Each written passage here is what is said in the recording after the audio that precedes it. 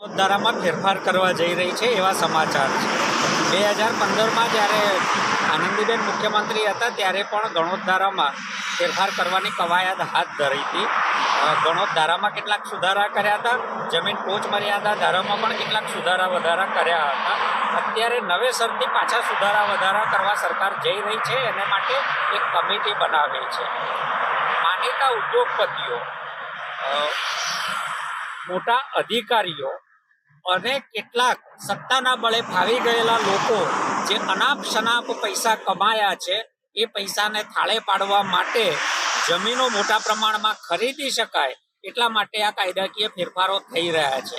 કોઈ પણ કાયદામાં ફેરફાર થાય, કાયદો સરળ થાય તો એ સ્વાગત યોગ્ય છે, પરંતુ એને માટે લોકો સાથે સલાહ મશવીરો ચર્ચા વિચારણા કરવી જોઈએ।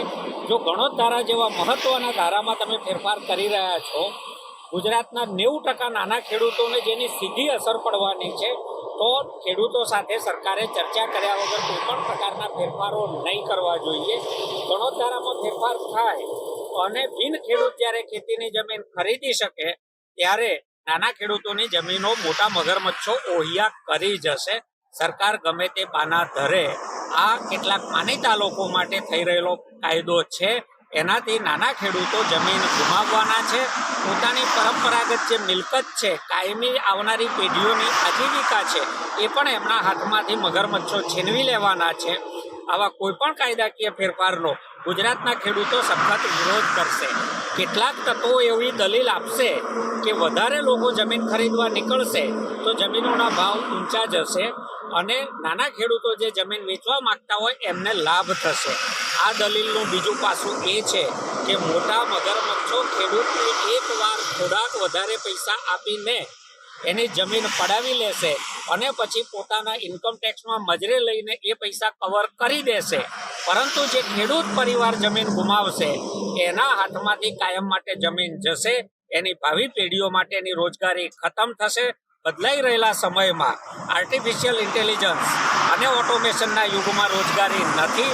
કોરોના જેવી મહામારીમાં મહાનગરમાંથી ખેડૂત પરિવારોના સંતાનો પાછા આવ્યા અને એ ગામડે ટકી ગયા, કારણ કે એમની પાસે વીઘો, 2 વીઘા, 3 વીઘા જમીન હતી।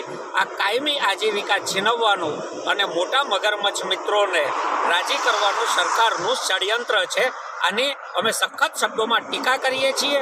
કોઈ પણ ફેરફાર કરવો હોય તો ગુજરાત સરકાર પહેલાં ગુજરાતના ખેડૂતો સાથે વાત કરે, એમના પોતાના સિવાયના જે સંગઠનો છે એવા ખેડૂત સંગઠનો સાથે વાત કરે, ખેડૂત આગેવાનો સાથે વાત કરે અને પછી જ આગળ વધે।